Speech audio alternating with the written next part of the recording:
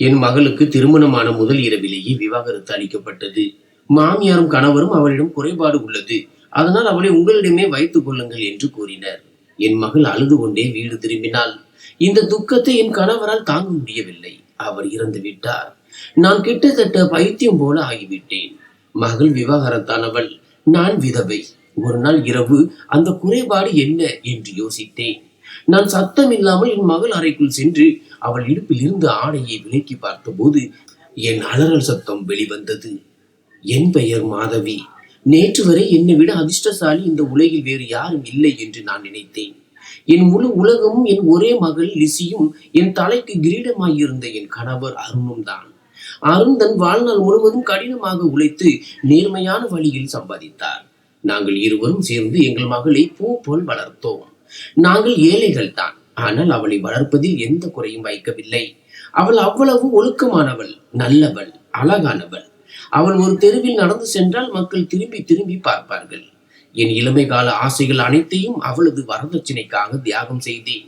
ஒரு பைசா விடாமல் சேமித்து அவளுக்காக சீதன பொருட்கள் வாங்கினேன். லிசியின் மாமனார் வீட்டில் எங்கள் மரியாதை குறையக்கூடாது என்பதற்காக அருணும் இரவு வரை வேலை செய்தார். பிறகு கடவுள் எங்கள் வேண்டுதல்களை கேட்டார். லிசியின் சம்பந்தம் நகரத்தின் நல்ல பாரம்பரியமிக்க குடும்பத்தில் நிச்சயமான போது எனக்கு நம்பவே முடியவில்லை. மாப்பிள்ளை சுமன் அதிகம் பேசாதவன், ஆனால் ஒவ்வொரு முறையும் மரியாதையுடன் நடந்து கொள்வான்.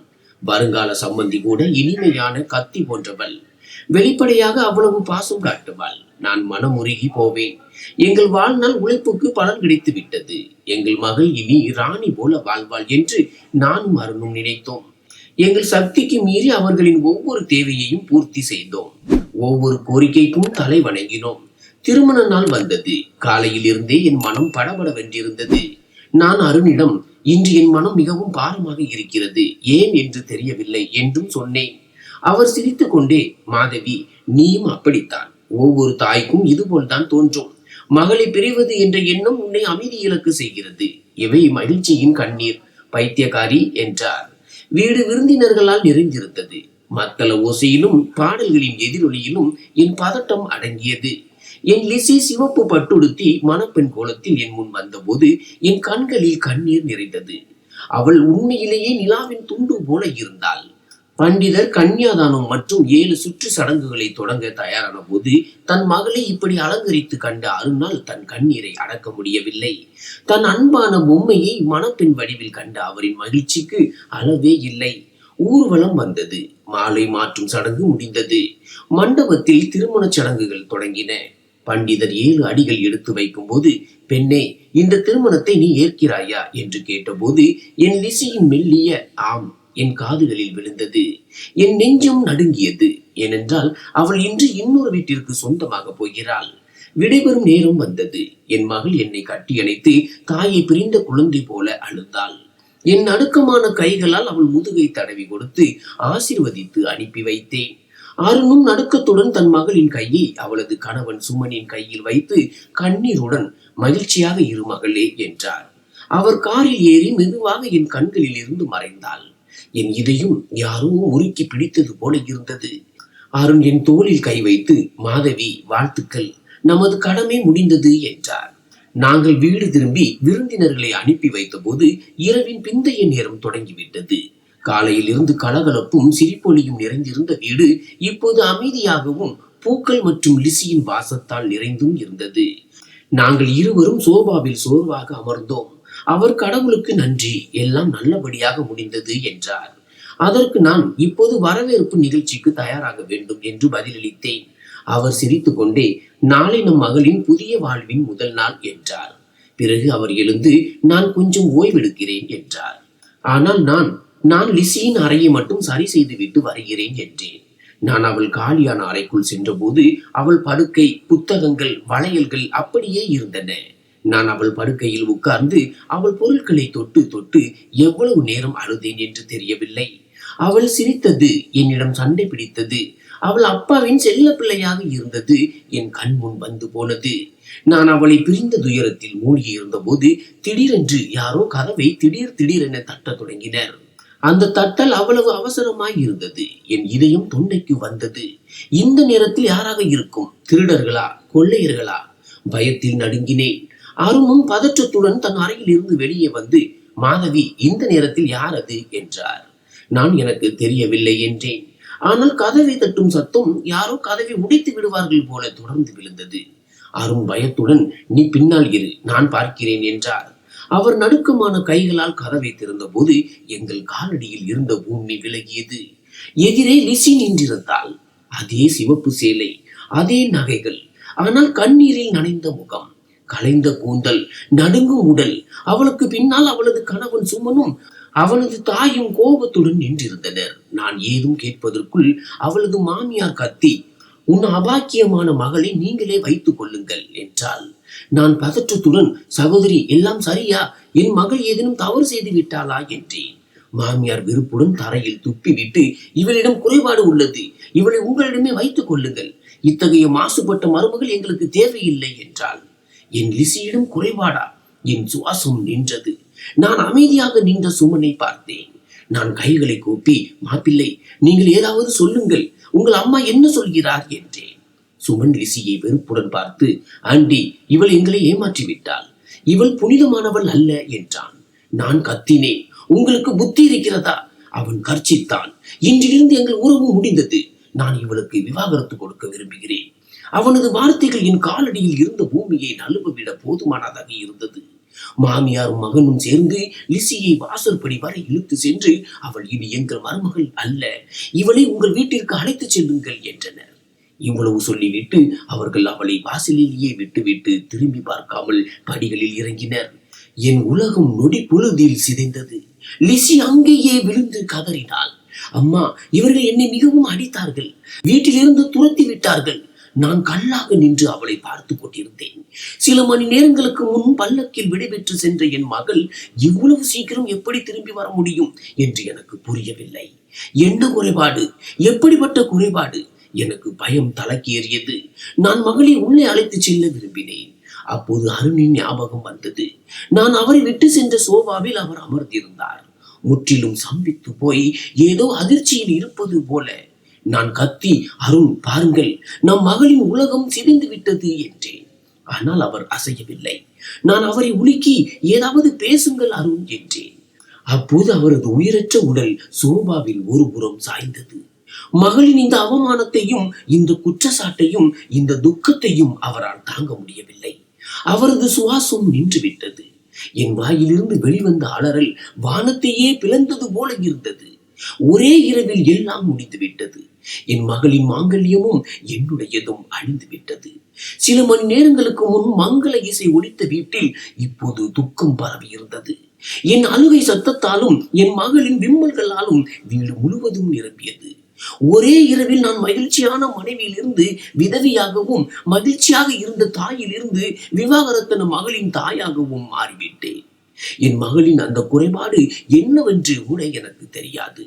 அதற்காக என் கணவர் தன் உயிரை கொடுத்தார். என் மகள் தன் முழு வாழ்வையும் அளித்து விலை கொடுத்தாள். என் அலறல் வானத்தையே உலுக்கியது போல இருந்தது. ஒருபுறம் என் கணவரின் உயிரற்ற உடல் சோபாவில் கிடந்தது.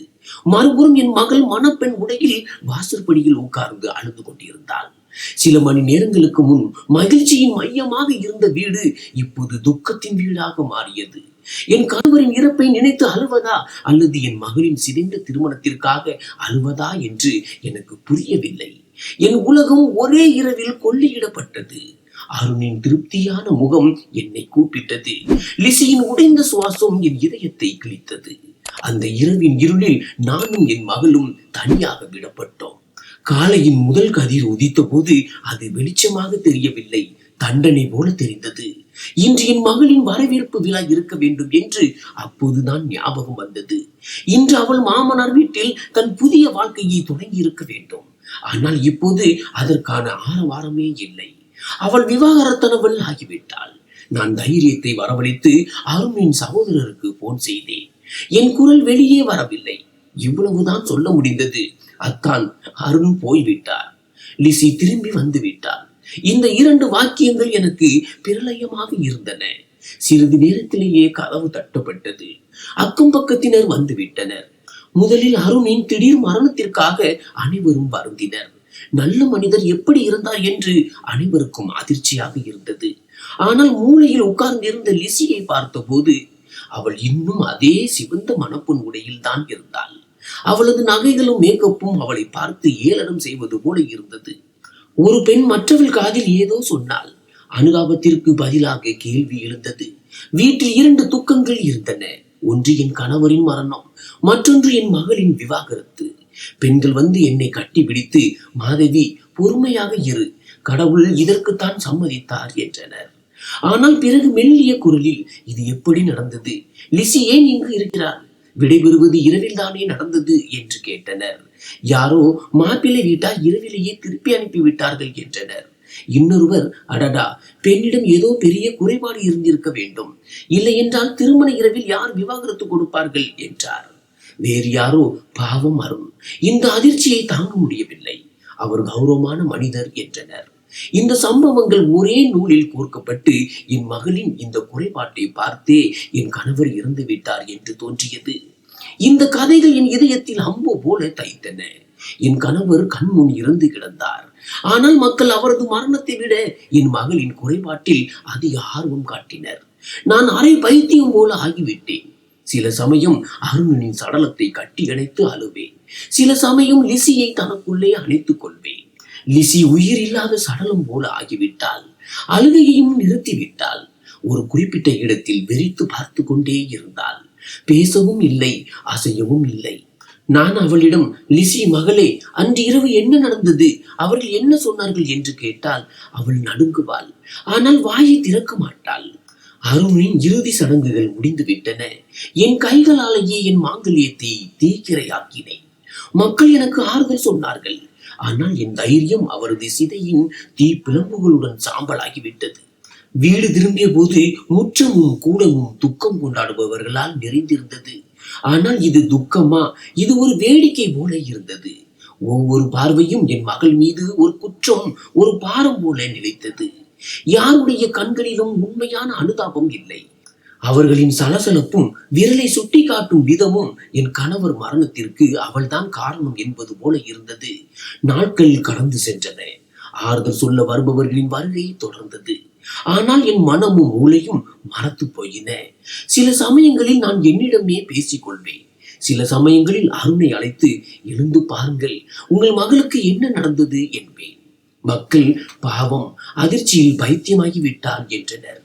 உண்மை என்னவென்றால் நான் உண்மையாகவே பைத்தியம் போல ஆகிவிட்டேன். ஒருபுறம் விதவை என்ற கரை, மறுபுறம் மகளை திருப்பி அனுப்பிய துக்கம். தெருவில் சிலர் என்னை விதவை என்று பரிதாபப்பட்டனர். சிலர் கைவிடப்பட்ட பெண்ணின் தாய் என்று ஏளனம் செய்தனர். என் பெயரே மாறிவிட்டது.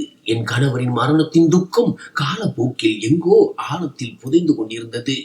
ஆனால் என் மகளின் துக்கம் ஒவ்வொரு நாளும் புதியதாகியது. அவளும் அமைதியாக இருந்தாள். ஒரு நிழல் போல வீட்டில் சுற்றி கொண்டிருந்தாள். அவளது முகம் வெளிரி போயிருந்தது. கண்களின் ஒளி மங்கிவிட்டது. அவளை பார்க்கும்போது என் இதயம் வெடித்தது. என் பூ போன்ற குழந்தை வாடிவிட்டாள். அவளது மாமியார் சொன்ன அந்த குத்தல், இவளிடம் குறைபாடு உள்ளது, இன்றும் என் காதுகளில் ஒலிக்கிறது. கடைசியில் என்ன குறைபாடு இருந்தது? என் கையால் வளர்ந்த என் மகளிடம் எனக்கு அவளிடம் எந்த குறைபாடும் ஒருபோதும் தெரியவில்லை. இந்த கேள்வியே என்னை தூண்டவிடவில்லை. இந்த கேள்வியே என்னை பைத்தியமாக்கியது. பல வாரங்கள் கடந்தன. வீடு இப்போது விருந்தினர்கள் இல்லாமல் காலியாக இருந்தது. இந்த வீட்டில் இப்போது நானும் என் மகளும் எங்கள் அமைதியும் மட்டுமே இருந்தன. ஒரு இரவு நில ஒளி எங்கள் முற்றத்தில் பரவியது. நான் விழித்திருந்தேன். எனக்கு எங்கே தூக்கம் வரும்? அப்போது லிசியின் அறையிலிருந்து அவள் உணவும் சத்தம் கேட்டது. அவள் தூங்கிக் கொண்டிருந்தாள். ஆனால் ஒருவேளை வலியால் அவதிப்பட்டு இருக்கலாம். என் இதயம் தக் என்று துடித்தது. மாமியாரின் இவளிடம் குறைபாடு உள்ளது என்ற வார்த்தைகள் என் மனதிலும் மூளையிலும் சுத்தியல் போல ஒலித்தன. எனக்குள் ஒரு வெறித்தனமான தைரியம் வந்தது. இன்று நான் அந்த குறைபாட்டை என் கண்களால் பார்க்க வேண்டும் என்று தீர்மானித்தேன். என் உலகத்தை பாழாக்கிய என் மகளின் குற்றம் என்னவென்று எனக்கு தெரிய வேண்டும். நான் மெதுவாக அவள் அறையை நோக்கி நடந்தேன். என் கால்களின் சத்தம் எதுவும் கேட்கவில்லை. அவள் விழித்து விடுவாளோ என்ற பயத்தில் என் இதயம் இவ்வளவு வேகமாக துடித்தது. நான் சத்தம் இல்லாமல் கதவு வரை சென்றேன். உள்ளே இருள் சூழ்ந்திருந்தது. நடைபாதையின் மங்கலான வெளிச்சம் மட்டுமே அவள் படுக்கையில் விழுந்தது. நான் மெதுவாக கதவை திறந்தேன். லிசி குப்பரப்படுத்தியிருந்தாள். முகம் தலையணையில் மறைந்திருந்தது. ஈரமான கூந்தல் தோள்களில் பரவி இருந்தது. தூங்குவதற்கு முன் அவள் மணிக்கணக்கில் அழுதிருக்க வேண்டும் என்று தெரிந்தது. என் இதயம் உடைந்தது. என் குழந்தை என்ன தண்டனையை கடந்து செல்கிறாள்? அவளுடைய தாயான என்னால் எதுவும் செய்ய முடியவில்லை. நான் அவள் அருகே நின்றேன். அவளது சுவாசம் அடைத்து கிடந்தது. துக்கத்திலும் அவளது நெற்றியில் சுருக்கங்கள் இருந்தன. ஏதோ ஒரு கெட்ட கனவு அவளை துன்புறுத்துவது போல. அவள் தூங்கும் போது உணங்கிக் கொண்டிருந்தாள். அதே சத்தம் தான் என்னை திரைக்கு இழுத்து வந்தது. நான் குனிந்து அவளது நெற்றியில் வந்திருந்த முடியை அகற்றினேன். நிலவின் மங்கலான வெளிச்சம் அவள் அப்பாவி முகத்தில் விழுந்தது. கண்ணீரால் கழுவப்பட்ட கன்னங்கள் இன்னும் ஈரமாக இருந்தன. நான் என்னிடம் கேட்டேன், இறுதியில் இந்த முகத்தில் என்ன குறைபாடு இருக்க முடியும்? என் லிசி ஒரு தேவதை. என் மகளின் மீது குற்றம் சாட்டியவர்கள் குருடர்கள். அவர்கள்தான் என் கணவரை கொன்ற கொடூரமானவர்கள். என் இதயத்திலிருந்து அவர்களுக்காக சாபங்கள் வெளிவந்தன. அருண் சரியாக சொன்னது எனக்கு நினைவுக்கு வந்தது. நம் மகளிடம் எந்த குறையும் இருக்க முடியாது. இவையெல்லாம் அந்த பேராசை கொண்ட மக்களின் சாக்கு போக்குகள். ஒருவேளை அவர்கள் எங்கள் வரதட்சணையே குறைவாக இருப்பதாக நினைத்திருக்கலாம். ஆனால் அவர்களின் அந்த கேள்வி இவளிடம் குறைபாடு உள்ளது இன்னும் என் உள்ளே சுத்தியல் போல விழுந்து கொண்டிருந்தது. என் இதயத்திலும் மூளையிலும் இந்த கேள்விகள் ஒலித்துக் கொண்டிருந்தன. இல்லை இல்லை, அவர்கள் இரவின் இருளில் பார்த்த ஏதோ ஒன்று இருக்க வேண்டும். அவர்களை மிகவும் பயமுறுத்திய அல்லது பாதித்த ஏதோ ஒன்று. ஒரே கணத்தில் அவர்கள் உறவை துண்டிக்க முடிந்தது. என் மகள் குளிரை உணர்ந்திருக்க வேண்டும். தூக்கத்தில் அவள் லேசாக சுருண்டாள். நான் அன்புடன் அவளது கம்பளியை சரி செய்ய விரும்பினேன். நான் கம்பளியை எடுத்து அவளது தோல் வரை கொண்டு வர விரும்பினேன். அவள் குப்புறப்படுத்தியிருந்தாள். ஒருவேளை வலி அல்லது அமைதியின்மை காரணமாக அவளது சட்டை இடுப்பிலிருந்து சற்று மேலே ஏறி இருந்தது. என் பார்வை அவளது வெற்றி இடுப்பில் விழுந்தது. நான் கம்பளியை அங்கேயே நிறுத்தினேன். முதலில் இருட்டில் எதுவும் பெரியதாக தெரியவில்லை. பிறகு என் கண்கள் வெளிச்சத்தில் பழகின. நான் அவளது இடுப்பை பார்த்தேன். தோல் மிகவும் சுத்தமாகவும் தெளிவாகவும் இருந்தது. நான் நிம்மதியாக ஒரு பெருமூச்சு விட்டேன். மாதவி, எதுவும் இல்லை, நீ பிரம்மை கொள்கிறாய். நான் கம்பளியை போடுவதற்கு தயாராக இருந்தேன். அப்போது என் பார்வை அவளது இடுப்பின் கீழ் பகுதியில் முதுகெலும்பில் இருந்து சற்று கீழே ஒரு இடத்தில் நின்றது. அங்கு ஏதோ இருந்தது. ஒரு கரையா? நான் என் கண்களை தேய்த்தேன். ஒருவேளை வெளிச்சத்தின் ஏமாற்றமாக இருக்கலாம். நான் இன்னும் கொஞ்சம் குனிந்தேன். இல்லை, அது ஏமாற்றம் அல்ல, அது உண்மையாகவே இருந்தது. என் சுவாசம் தடைப்பட்டது. நடுங்கும் கைகளால் நான் அவளது சட்டையை இன்னும் கொஞ்சம் மேலே தூக்கினேன். நன்றாக பார்க்க. நான் பார்த்ததை என்னால் நம்ப முடியவில்லை. என் கண்கள் அகல விரிந்தன. என் இதயம் யாரோ முறுக்கி பிடித்தது போல இருந்தது. இது எப்படி சாத்தியம்? இது சாத்தியமே இல்லை. என் மகளின் இடுப்பில் இந்த கரை எங்கிருந்து வந்தது? நான் இதை இதற்கு முன் பார்த்ததில்லை. இது பிறப்பிலேயே இருந்ததில்லை. காயத்தின் தழும்பும் அல்ல. இது வேறு ஏதோ ஒன்று. என் ஆத்மாவையே உலுக்கியது போல ஏதோ ஒன்று. என் அலறல் என் தொண்டையிலேயே அடைப்பட்டது. என் மகள், என் அப்பாவி லிசி. அவள் இடுப்பில் இந்த கரையை கண்டு என் கண்கள் அகல விரிந்தன. என் இதயம் யாரோ முறுக்கி பிடித்தது போல உணர்ந்தேன். இது எப்படி சாத்தியம்? இது சாத்தியமே இல்லை. என் மகளின் இடுப்பில் இந்த கரை எங்கிருந்து வந்தது? நான் அசைவில்லாமல் அங்கேயே நின்றேன். என் சுவாசம் நின்று விட்டது. அந்த மங்கலான வெளிச்சத்திலும் அந்த கரை தெளிவாக இருந்தது. இது என் மகளின் தோளின் ஒரு பகுதி தான். ஆனால் யாரோ சூடான உலோகத்தால் சூடு வைத்தது போல இருந்தது. அது பழையதாகிவிட்டது. இது என்ன? என் லிசி இப்படிப்பட்டவள் அல்ல. நான் அவளை பெற்றெடுத்தேன். நான் அவளை வளர்த்தேன். பிறகு நான் ஏன் இந்த கரையை முன்பே பார்க்கவில்லை? என் இதயமும் மூளையும் மறத்து போயின. அப்போது எனக்கு நினைவுக்கு வந்தது. என் மனம் மின்சாரம் போல வேகமாக கடந்த காலத்திற்கு பின்னோக்கி சென்றது. திருமணத்திற்கு சுமார் 2 மாதங்களுக்கு முன் லிசி தன் பெரியப்பா வீட்டிற்கு கிராமத்திற்கு சென்றது எனக்கு நினைவிருக்கிறது. அவள் எப்போதும் சொல்வாள், அங்கே அவளது தோழிகள் இருந்தனர். ஆனால் இந்த முறை அவள் 10 நாட்களுக்கு பிறகு திரும்பி வந்தபோது அவள் லிசியாக இல்லை. அவள் அமைதியாக இருந்தாள். பயந்தவளாக, அச்சுறுத்தப்பட்டவளாக, ஏதோ பயங்கரமான ஒன்றை பார்த்தது போல, அல்லது அவளுக்கு ஏதோ மிகவும் மோசமானது நடந்தது போல. இந்த நாட்களில் தான் அவளது உறவு பேச்சு நடந்தது. நானும் அருணும் அவளது அமைதியை பார்த்தோம். ஆனால் நாங்கள் அதன் அர்த்தத்தை வேறு விதமாக புரிந்து கொண்டோம். நான் அருணிடம், அருண், நம் மகள் வாடிவிட்டாள். கிராமத்திலிருந்து வந்து அவள் சிரிக்கவோ பேசவோ இல்லை என்றேன். அவர் எனக்கு ஆறுதல் அளித்தார். மாதவி, கவலைப்படாதே, திருமணம் நிச்சயிக்கப்படுகிறது. அதனால் தான் அவள் கவலைப்படுகிறாள். பெற்றோரை பிரிவது என்ற எண்ணமே பெண்களுக்கு வருத்தத்தை அளிக்கிறது. நான் அவரது பேச்சை கேட்டேன். நான் எவ்வளவு முட்டாள்! அவளது சோகத்தை பிரிவின் துக்கமாக நான் நினைத்தேன். அவளது கண்களில் மறைந்திருந்த வேதனையை நான் பார்க்கவில்லை. அவள் அடிக்கடி இரவில் அழுவதை பார்த்தது எனக்கு நினைவிருக்கிறது. நான் அவள் அறைக்கு சென்றால் அவள் சீக்கிரமாக தன் கண்ணீரை துடைத்துக் கொள்வாள். நான், லிசி மகளே, என்ன ஆச்சு என்று கேட்டால் அவள், அம்மா, உங்களை நினைத்துதான் அழுதேன். நீங்கள் இல்லாமல் நான் எப்படி இருப்பேன் என்று யோசித்தேன் என்று சொல்வாள். நான் அவளது தலையை தடவி கொடுத்து, பைத்தியக்காரி, இப்போது நீ இங்கேயே இருக்கிறாய், நீ போகும்போது என்ன செய்வாய் என்பேன். அவள் என்னை கட்டி அணைத்துக் கொள்வாள்.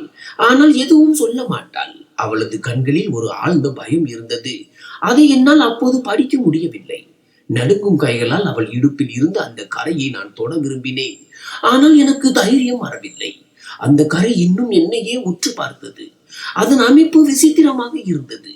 இது ஒரு சாதாரண கரை அல்ல, மாறாக ஒரு அடையாளம். இந்த அடையாளம் தான் என் மகளின் வாழ்க்கையை அழித்து விட்டது. நான் ஒரு குருட்டு தாய். அவளது அமைதியான அலறல்களை என்னால் கேட்க முடியவில்லை. எனக்கு திருமணத்திற்கு முந்தைய இரவு நினைவுக்கு வந்தது.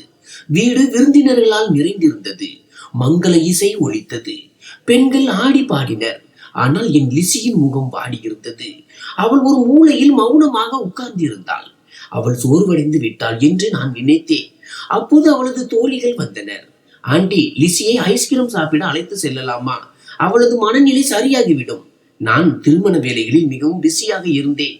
நான் அருணிடம் கேட்டேன். அவர், சரி, அழைத்து செல்லுங்கள், குழந்தை மனதுக்கு மகிழ்ச்சி கிடைக்கும் என்றார்.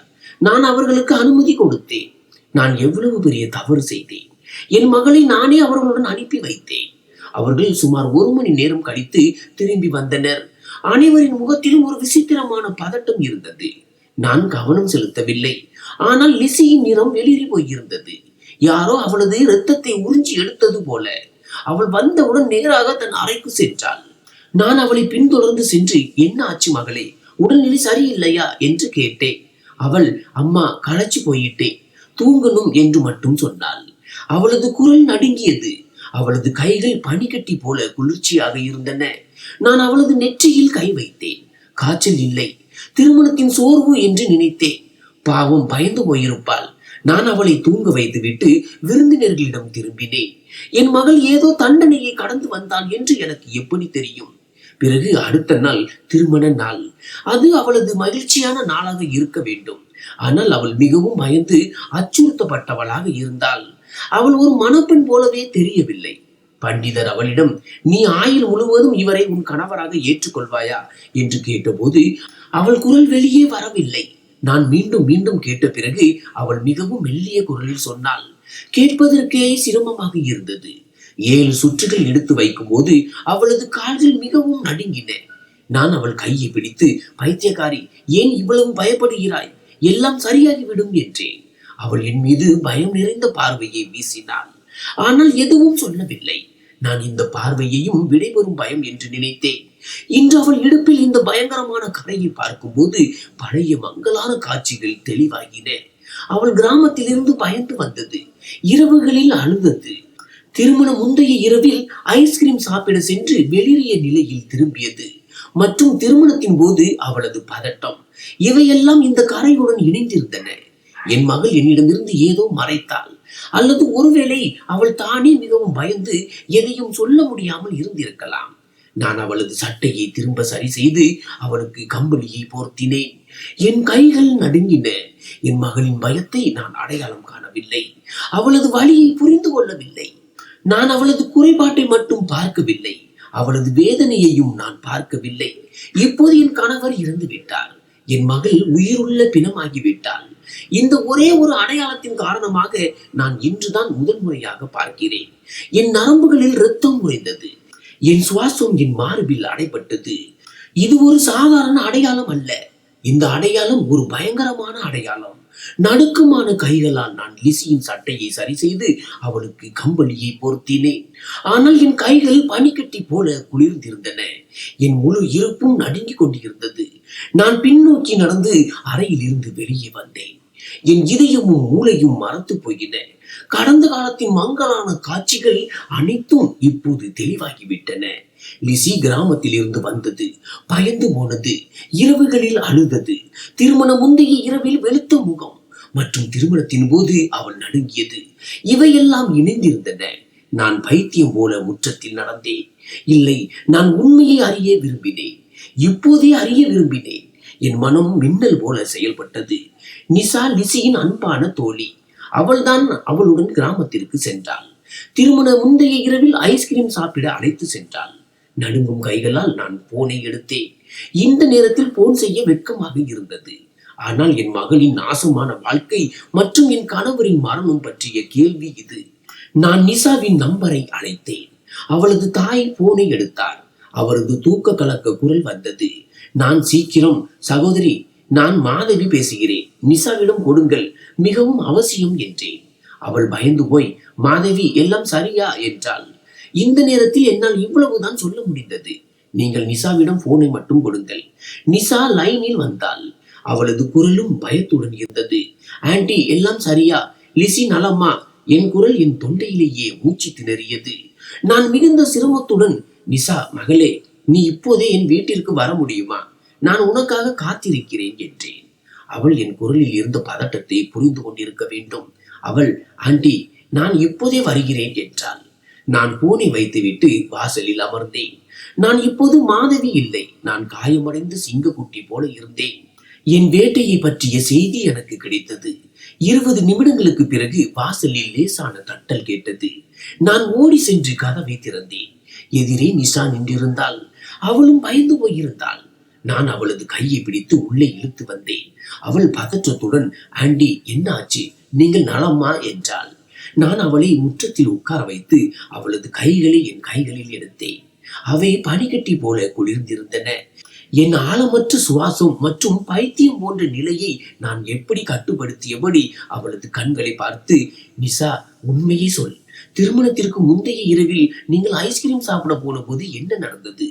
என் கேள்வியை கேட்டதும் நிஷாவின் முகம் வெளுத்தது. அவள் தடுமாறி, ஆண்டி, எதுவும் நடக்கவில்லை.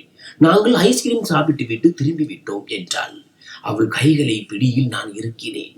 கத்தினேன், பொய் சொல்லாதே நிஷா, என் மகளின் வாழ்க்கை நாசமாகிவிட்டது. அவளுக்கு விவாகரத்து ஆகிவிட்டது. என் கணவரும் இறந்து விட்டார். நான் உண்மையை அறிய வேண்டும்.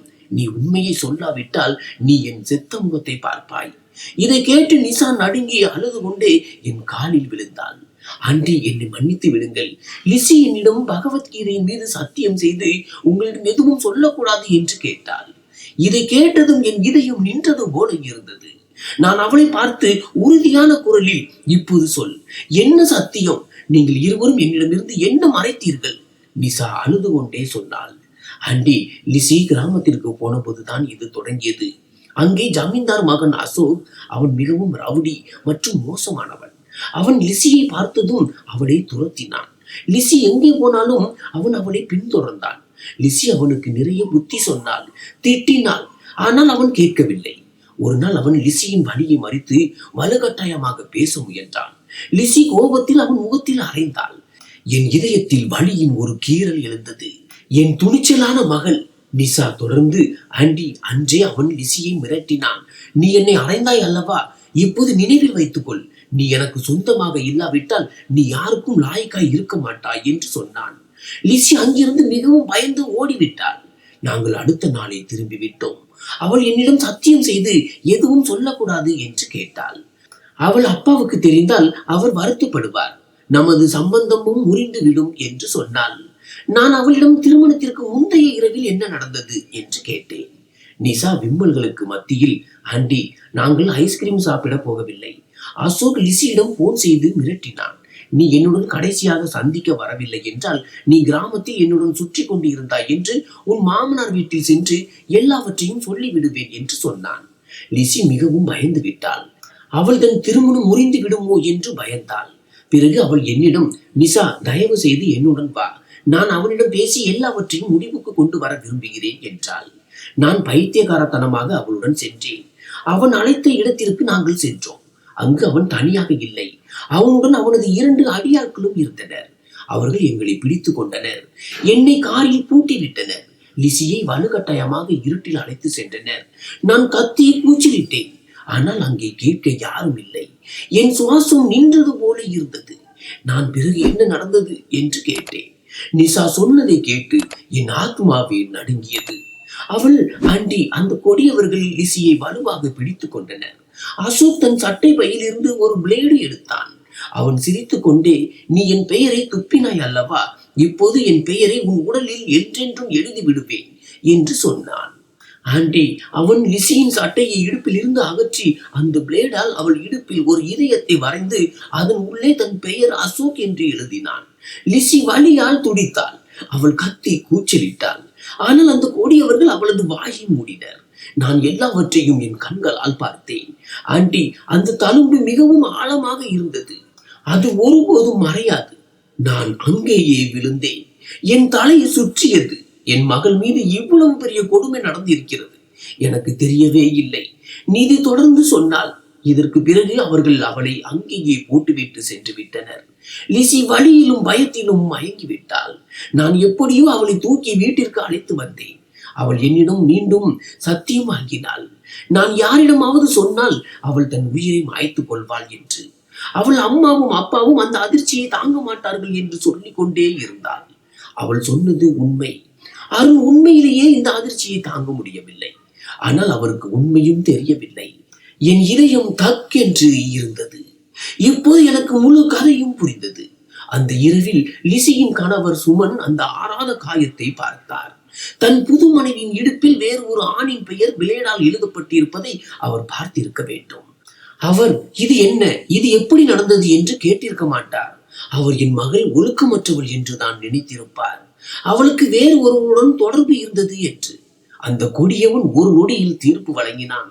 அவன் என் மகளுக்கு விவாகரத்து கொடுத்து ஒழுக்கமற்றவள் என்ற களங்கத்தை சுமத்தி வீட்டை விட்டு வெளியேற்றினான். என் கணவர் என் மகள் மீது சுமத்தப்பட்ட இந்த அவதூறை தாங்க முடியவில்லை.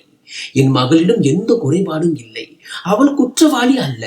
அவள் அநியாயத்தை சகித்த ஒரு அப்பாவி பாதிக்கப்பட்டவள். அவள் மீது அநீதி இழைக்கப்பட்டது. அந்த கொடுமையின் அடையாளம் அவளது இடுப்பில் இருந்தது. அது அவளது முழு உலகையும் பறித்தது. நிசா சென்ற பிறகு என் நல்ல அதிர்ஷ்டமும் என்னை விட்டு விலகியது போல இருந்தது. நான் அங்கேயே முற்றத்தின் குளிர்ந்த தரையில் கிடந்தேன். என் மனமும் மூளையும் சூனியமாகிவிட்டன. என் இருப்பு நடுங்கிக் கொண்டிருந்தது. அசோக் ஜமீன்தார் மகன்.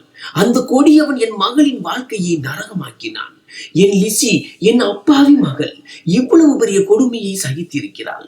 நான் அறியாமல் தூங்கிக் கொண்டிருந்தேன். என் கணவர் அருண் உண்மையே அறியாமலேயே இருந்து விட்டார். தங்கள் மகளிடம் ஏதோ குறைபாடு இருக்கிறது என்ற துக்கத்திலேயே அவர் மூழ்கிவிட்டார். ஆனால் அவள் குற்றமற்றவள் மற்றும் பாதிக்கப்பட்டவள். என் கண்ணீர் வற்றிவிட்டது.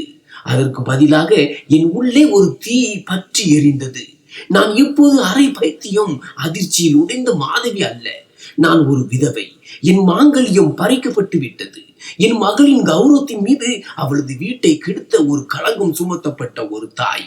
நான் எழுந்து நின்றேன். என் கால்கள் நடுங்கவில்லை. மாறாக ஒரு உறுதிப்பாடு இருந்தது. நான் நேராக லிசியின் அறைக்கு சென்றேன். அங்கே அவள் உலகத்தையும் துக்கத்தையும் அறியாமல் தூங்கிக் கொண்டிருந்தாள். நான் அவளை உலுக்கி எழுப்பினேன். லிசி, எழுந்திரு என் மகளை, எழுந்திரு. அவள் பதற்றத்துடன் எழுந்து உட்கார்ந்தாள். அவள் கண்களில் நான் பல மாதங்களாக பார்த்து வந்த அதே பயம் மிதந்தது. அவள் பதற்றத்துடன், என்னாச்சு, நீங்கள் நலமா என்று கேட்டாள். நான் அவளது கையை பலமாக பிடித்து, ஒன்றும் ஆகவில்லை, இனிமேல் நடக்கப் போவது நீதிதான், என்னுடன் வா, நாம் கிராமத்திற்கு செல்ல வேண்டும் என்றேன். கிராமத்தின் பெயரை கேட்டதும் அவளது கண்களில் பயம் தெரிந்தது. அவளது உடல் முழுவதும் நடுங்க தொடங்கியது. இல்லை அம்மா, வேண்டாம், நான் அங்கே ஒருபோதும் போக மாட்டேன். அவன் என்னை கொன்று விடுவான். அம்மா, தயவு செய்து என் மீது இரக்கம் காட்டுங்கள் என்று சொல்லி அழுது கொண்டே என் காலில் விழுந்தாள். நான் அவளை கைகளால் பிடித்து தூக்கினேன்.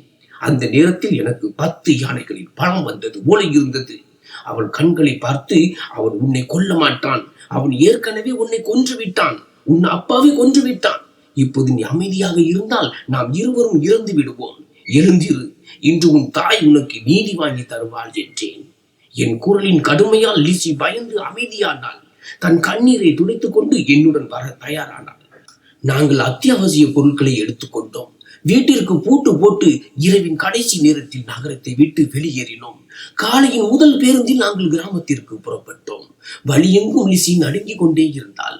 ஜன்னலுக்கு வெளியே இருளை தன் மரணத்தை பார்ப்பது போல பார்த்தாள். என் இதயத்தில் பற்றி எரியும் தீயை நான் உணர்ந்தேன். மதியம் வரை நாங்கள் கிராமத்தின் பேருந்து நிலையத்தை அடைந்தோம். கிராமம் அப்படியே இருந்தது. ஆனால் என் கண்களில் அது இப்போது ஒரு அமைதியான இடமாக இல்லை. அது கொடியவர்கள் வாழும் ஒரு காடு போல தோன்றியது. மக்கள் எங்களை பார்த்து ஆச்சரியப்பட்டனர், கவலைப்பட்டனர். அருண் இறந்த பிறகு மாதவி தன் ஒரே மகளுடன் ஏன் திரும்பி வந்தாள் என்று அவர்கள் ஒருவருக்கொருவர் கிசுகிசுத்தனர். நான் யாரையும் பொருட்படுத்தவில்லை. நான் என் அத்தான் வீட்டிற்கும் செல்லவில்லை. நான் லிசியின் கையை பிடித்துக் கொண்டு நேராக கிராமத்தின் மிகப்பெரிய கிராம தலைவர் கோவிந்தின் அலுவலகத்தை நோக்கி நடந்தேன். கோவிந்த் நீதிமானாக பெயர் பெற்றவர். இன்று அவரது நீதிக்கான சோதனை நாள். அவர் தன் சகாக்களுடன் அலுவலகத்தில் அமர்ந்திருந்தார். என்னையும் லிசியும் இந்த கோலத்தில் பார்த்ததும் எழுந்து நின்றார். மாதவி, மகளே, எல்லாம் சரியா? அருணை பற்றி கேள்விப்பட்டு மிகவும் வருந்துகிறேன். லிசி, மகளே, இது என்ன நிலை? என் கண்களில் இருந்து கண்ணீர் வடிந்தது. ஆனால் என் குரல் உறுதியாக இருந்தது. ஐயா, நான் பிச்சை கேட்க வரவில்லை, நீதி கேட்க வந்திருக்கிறேன். என் மகளின் வீடு நாசமாகிவிட்டது. என் கணவர் இறந்து விட்டார். இதற்கு காரணமானவன் உங்கள் கிராமத்தை சேர்ந்த ஒரு கொடியவன் என்றேன். கோவிந்தனின் முகம் தீவிரமானது. அவன் யார்? உன்னிடம் என்ன ஆதாரம் இருக்கிறது என்று கேட்டார். நான் ஜமீன்தார் மகன் அசோக் என்றேன். இந்த பெயரை கேட்டதும் அலுவலகத்தில் அமைதி நிலவியது. கோவிந்த் தன் உதவியாளர்களில் ஒருவருக்கு உத்தரவிட்டார். போய் ஜமீன்தாரையும் அவர் மகன் அசோக்கையும் உடனே பஞ்சாயத்திற்கு அழைத்து வாருங்கள்.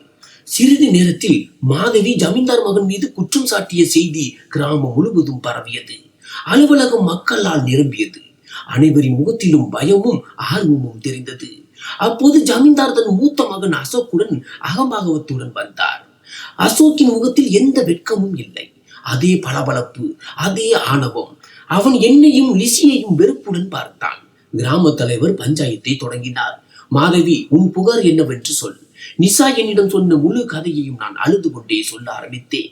அசோக் எப்படி என் மகளை கிராமத்தில் தொந்தரவு செய்தான், எப்படி அறைந்ததற்கு மிரட்டினான், பிறகு திருமண முந்தைய இரவில் அவளை ஏமாற்றி அழைத்து தன் நண்பர்களுடன் சேர்ந்து அவள் இடுப்பில் கொடுமை செய்தான் என்று சொன்னேன். அசோக் சத்தமாக சிரித்து, வாவ் கோவிந்த் சார், இந்த பெண் பைத்தியமாகி விட்டாள். இவள் மகளுக்கு அவள் கணவனால் ஒரு குறைபாட்டின் காரணமாக விவாகரத்து அளிக்கப்பட்டு விட்டது. இப்போது அவள் என் மீது இந்த குற்றச்சாட்டை சுமத்துகிறாள். அவளிடம் என்ன ஆதாரம் இருக்கிறது என்றான். அவனது தந்தை ஜமீன்தாரும் கர்ச்சித்தார். கோவிந்த், உனக்கு புத்தி இருக்கிறதா? ஒரு விதவையின் பேச்சை கேட்டு நீ எங்கள் ஜமீன்தாரின் கௌரவத்தை சிதைக்கிறாய். கோவிந்த் என் பக்கம் பார்த்தார். மாதவி மகளே, ஆதாரம் இல்லாமல் பஞ்சாயத்து எந்த முடிவையும் எடுக்க முடியாது. இது என் வாழ்வின் மிக கடினமான மற்றும் பெரிய சோதனை தருணம். என் மகள் லிசி உடைந்து போய் அம்மா வேண்டாம் என்று என்னை கட்டி அணைத்தாள். மக்களின் முன் அவளது அவமானத்தின் வலியை அவள் தாங்க விரும்பவில்லை. நான் அவளை தாங்கிக் கொண்டு, மகளே, இன்று நீ அமைதியாக இருந்தால் உன் தந்தையின் ஆத்மாவுக்கு ஒருபோதும் அமைதி கிடைக்காது. இன்று நாம் இந்த களங்கத்தை துடைக்க வேண்டும் என்றேன். நான் லிசியை இழுத்து பஞ்சாயத்தின் பெரியவர்கள் முன்னிறுத்தினேன். நான் கிராம தலைவர் கோவிந்திடம், ஐயா, நீங்கள் அனைவரும் என் தந்தை மற்றும் சகோதரர்கள் போன்றவர்கள். ஒரு தாய் தன் மகளின் கௌரவத்தை ஒரு வேடிக்கை பொருளாக ஆக்க மாட்டாள். ஆனால் இதை தவிர வேறு ஆதாரம் என்னிடம் இல்லை என்றேன். பிறகு நான் நடுங்கும் கைகளால் லிசியின் சட்டையை இடுப்பு வரை உயர்த்தினேன். அந்த பெரியவர்களின் பார்வை அந்த கரையின் மீது விழுந்ததும் அவர்களின் முகங்கள் வெளிரி போயின. லிசியின் வெளுத்த இடுப்பில் ஒரு சிவப்பு அசிங்கமான இதயத்தின் அடையாளம் செதுக்கப்பட்டிருந்தது. அந்த இதயத்தின் மையத்தில் பிளேடால் அசோக் என்று தோண்டப்பட்டிருந்தது. அந்த கரை சத்தமாக கூவி தன் குற்றத்தை அறிவித்தது. முழு பஞ்சாயத்திலும் மௌனம் நிலவியது. அசோக்கின் முகம் அதுவரை இறுக்கமாக இருந்தது. திடீரென்று வெளுத்தது. இந்த ரகசியம் வெளிவரும் என்று அவன் எதிர்பார்த்திருக்கவில்லை. இதற்கு பிறகு ஜமீன்தாரின் கண்கள் வெட்கத்திலும் கோபத்திலும் குனிந்தன.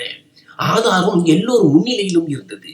ஒரு உதவியற்ற நபரின் இடுப்பில் ஒரு கொடுமைக்காரனின் பெயர் எழுதப்பட்டிருந்தது. கோவிந்த் தன் கண்களை மூடிக்கொண்டார்.